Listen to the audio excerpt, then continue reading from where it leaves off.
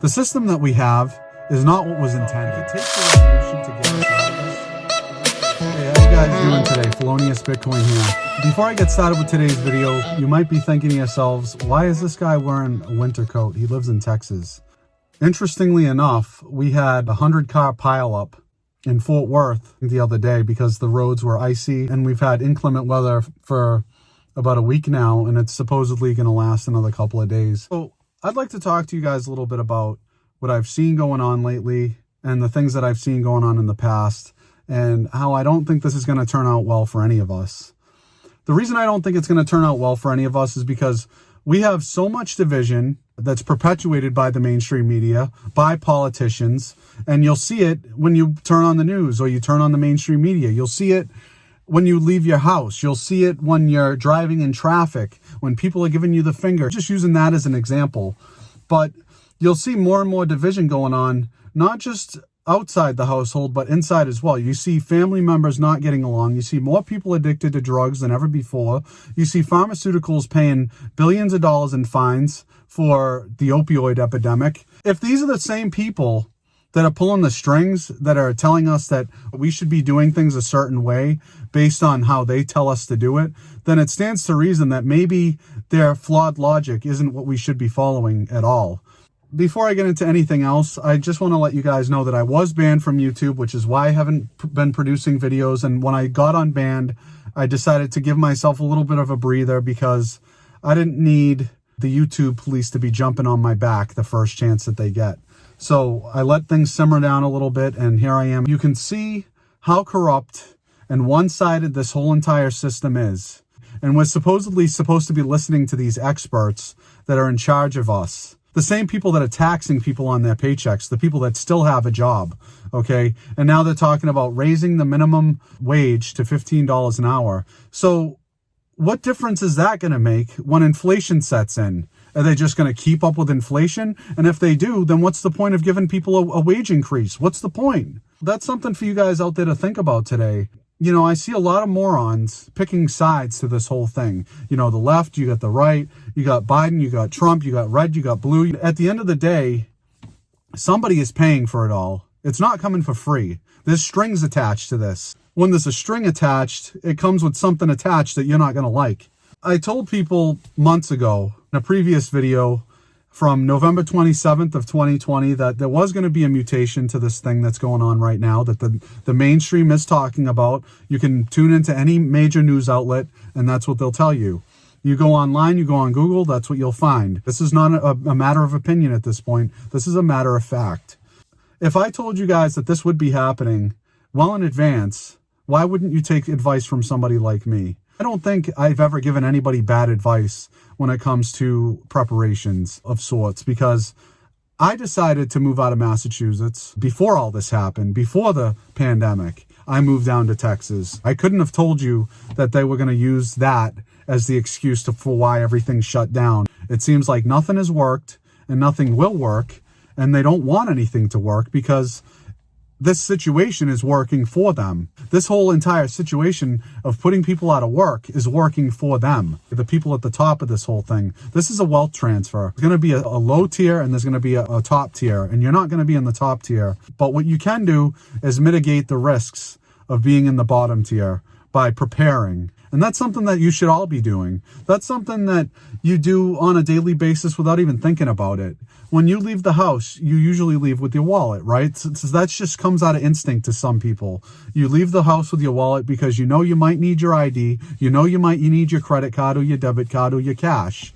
Those are some things that you might need. So you're prepared in a sense, but not to the extent that you wish you were when it comes to financially and physically, and when it comes to coordinating with people that are like-minded. This is no longer about a left versus right. This is about doing what you need to do to survive. And the best way to survive is by getting help from other people. I'm not talking about free handouts here. I'm talking about help, coordination, working with neighbors that might have something that you don't, that you might have something that they don't, and then you can eventually barter with them. And you know something? That's another thing I'd like to talk about for a second is before this whole monetary system, this corrupt Ponzi scheme stock market system that we have today, we used to barter. from person to person. We didn't have money. We didn't have anything.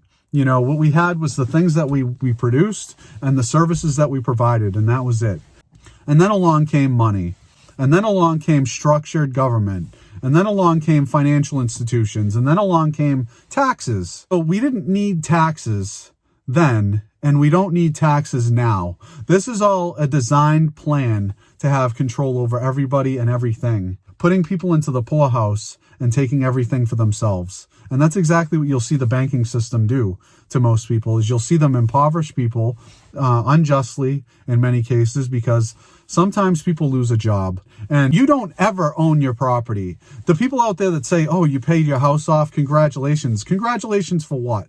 I'd like to know. What are you congratulating them for?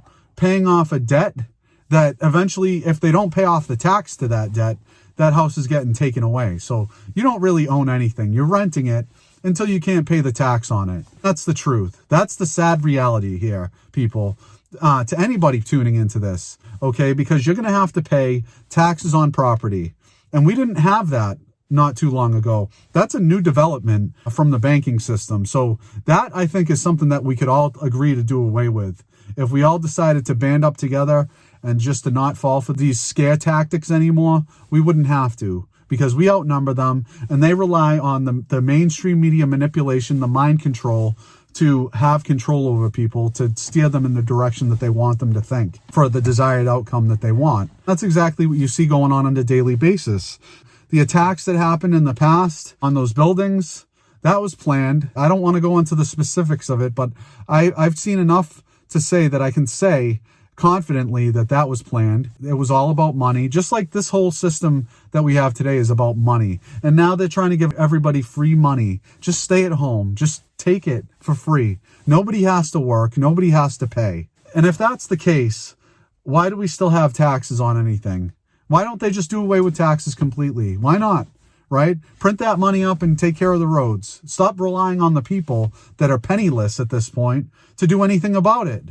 Because we can't do anything about it because of the way that the system has backed us all up into a corner to the point where we can't get out of it.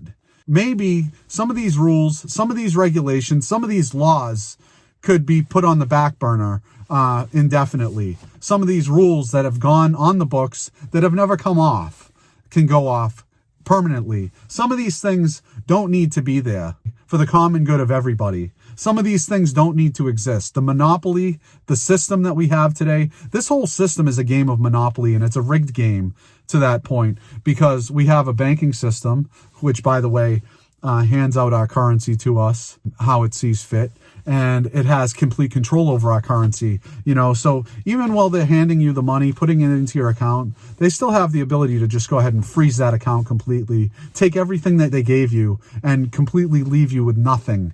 That's why anybody out there that tells you to prepare to the best of your abilities is doing you a service, okay? And that's why I make these videos, because I think that in my mind, I'm giving you guys some sort of service, some sort of knowledge that might not be completely apparent to everybody at first glance.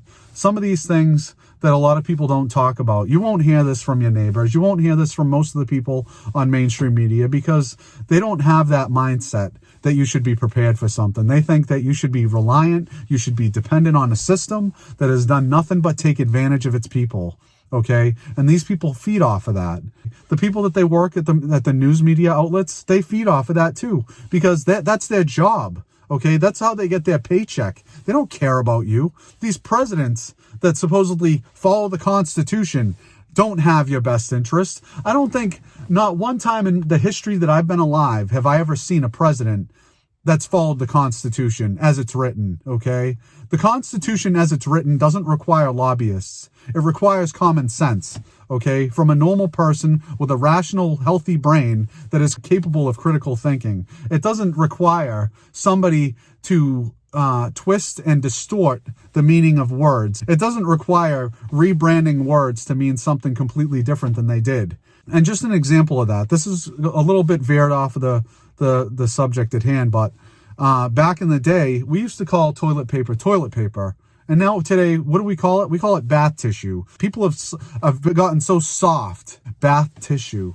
Who uses tissue in the bath. Nobody uses tissue. And if it's tissue, you're going to blow your nose with it. Okay? That's what Kleenexes are for. Blowing your nose. Maybe they decided, okay, it's the same thing as Kleenex, but just a little bit different. So we're going to make it sound a little bit better because, you know, just like that, they also rebranded inflation to quantitative easing. Oh, it sounds so nice. Easing. Oh, it's easy. You know, it comes off the tongue. Nice. It rolls off the tongue. So that way you fall victim to something that you don't even fully understand. You're just like, oh, okay, well, whatever. It's quantitative easing. Not a big deal. I don't care. As long as it's not affecting me right now, which it might not be, but I'm sure that a lot of people are figuring out that quantitative easing, those stimulus packages, those bailouts for other countries, all those rent moratoriums and all those, you know, things that are just on hold for now are going to eventually come home to roost, and you're going to be the one paying for it. Writing your Congress people hasn't made any difference. Lobbying hasn't made any difference. Not for the positive, not for the common good it hasn't. For the one side it has, but for everybody else it really hasn't. The system that we have is not what was intended. So if it takes a revolution to get us out of this, then that's what it takes. I'm not advocating for violence. I'm saying that historically speaking, that's what's been required to make any kind of change, actual change happen.